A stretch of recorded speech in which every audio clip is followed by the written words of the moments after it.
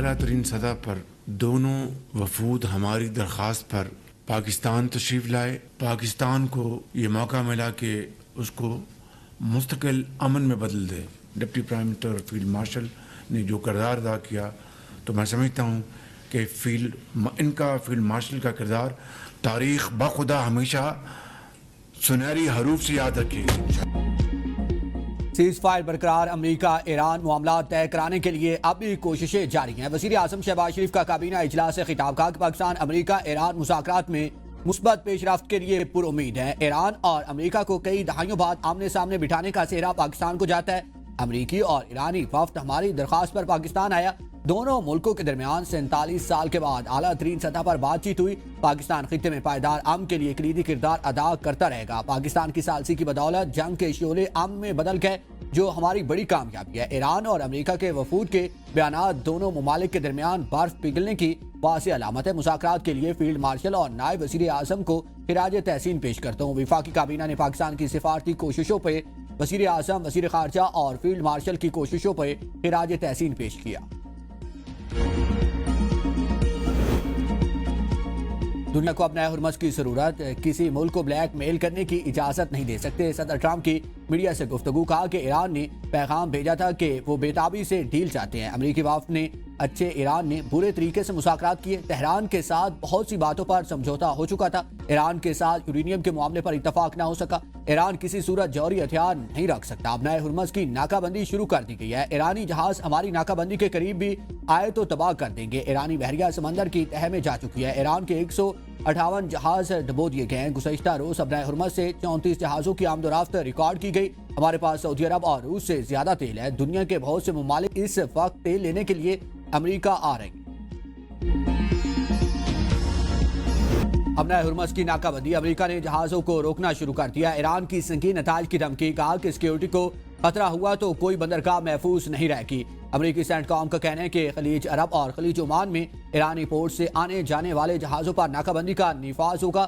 ناکہ بند علاقوں میں بغیر اجازت داخل ہونا یا نکلنے والا کسی بھی جہاز کو روکا، موڑا یا قبضے میں لیا جائے گا. دیگر ملکوں کے پورٹ سے جہازوں کی آمد و رفت کی ناکہ بندی نہیں ہوگی. امریکی وزیر جنگ پیٹ ہیگسیت نے کہا کہ ناکہ بندی کے دوران مزاحمت ایران کے لیے دانشمندانہ اقدام ثابت نہیں ہوگا. ایران کی فضائی حدود ہماری مکمل گرفت میں ہے. صدر ٹرمپ ایران کو مکمل مفلوج کر سکتے ہیں. ایکسوس کی رپورٹ کے مطابق اگر امریکہ کی جانب سے ایران کی بحری ناکہ بندی کامیاب نہ ہوئی تو صدر ٹرمپ ایران میں دوبارہ حملوں کا حکم دے سکتے ہیں. حملوں میں ایرانی بنیادی ڈھانچے کو نشانہ بنایا جا سکتا ہے. ترجمان پاسداران انقلاب نے کہا کہ خلیجی بندرگاہیں سب کے لیے ہوں گی یا کسی کے لیے نہیں. علاقائی پانیوں میں خود مختاری کا دفاع ایران کا حق ہے. قومی مفادات کا ہر صورت تحفظ کیا جائے گا. اپنا ہرمز کی سیکیورٹی برقرار رکھی جائے گی. دشمن کے جہازوں کو گزرنے کی اجازت نہیں ہوگی. موجودہ خطرات کے پیش نظر جنگ کے بعد بھی اپنا ہرمز پر مستقل کنٹرول کا نظام نافذ کیا جائے.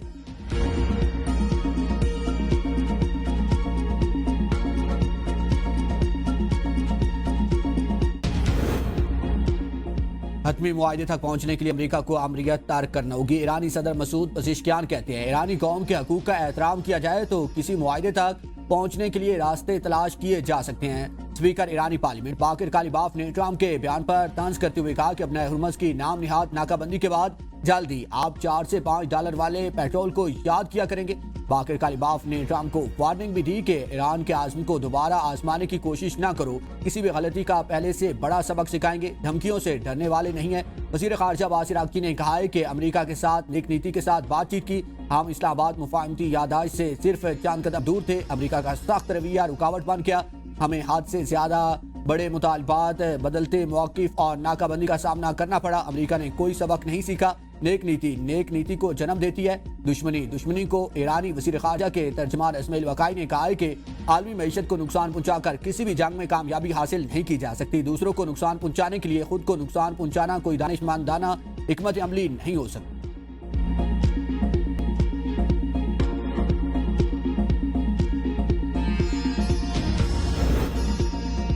عالمی برادری کے اپنا ہرمز کی ناکہ بندی کے امریکی فیصلے کی مخالفت. چین اور روس کا اپنا ہرمز کے معاملے پر ضبط و تحمل کا مشورہ. برطانیہ اور آسٹریلیا کا اپنا ہرمز کی ناکہ بندی کے عمل کا حصہ بننے سے انکار. فرانسیسی صدر کا اپنا ہرمز سے متعلق بین الاقوامی کانفرنس بلانے کا اعلان.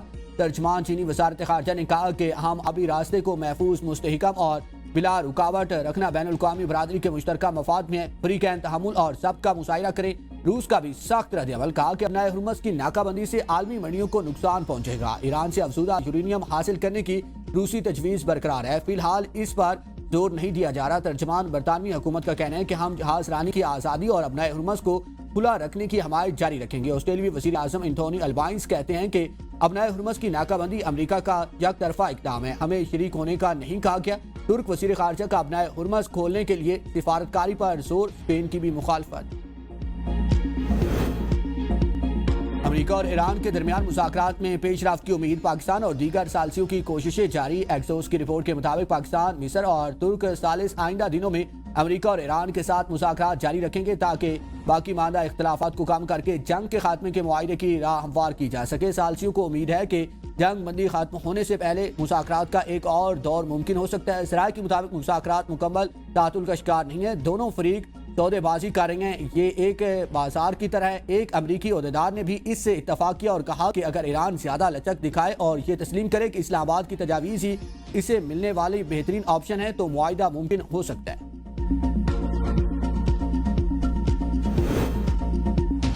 اسلام آباد میں ایران اور امریکہ کے درمیان سخت مذاکرات کے بعد دوستانہ اور تجاویز کے مفید تبادلے میں تبدیل ہو گئے۔ امریکی نائب صدر جے ڈی وینس نے پہلی بار اسلام آباد میں ایرانی حکام سے ملاقات کی۔ 21 گھنٹے طویل مذاکرات کے دوران بنیادی اختلافات جوہری معاملے پر مرکوز رہے۔ امریکہ کا مطالبہ تھا کہ ایران یورینیم کی افزودگی کو منجمد کرے اور افزودہ یورینیم کے ذخیرے سے دستبردار ہو جائے، اسے ایران کو ماننے کو تیار نہیں تھا۔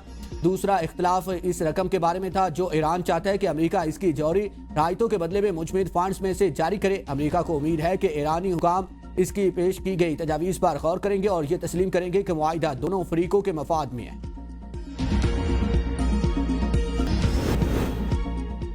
سہیل افریدی کا 19 اپریل کو خیبر پختونخوا میں جلسہ کرنے کا اعلان، کہا کہ 19 اپریل سپہر 3 بجے مردان ریلوے گراؤنڈ میں جلسہ ہوگا۔ بانی پی ٹی آئی نے ہدایت کی ہے کہ 10 دنوں میں خیبر پختونخوا میں جلسہ کرنا ہے۔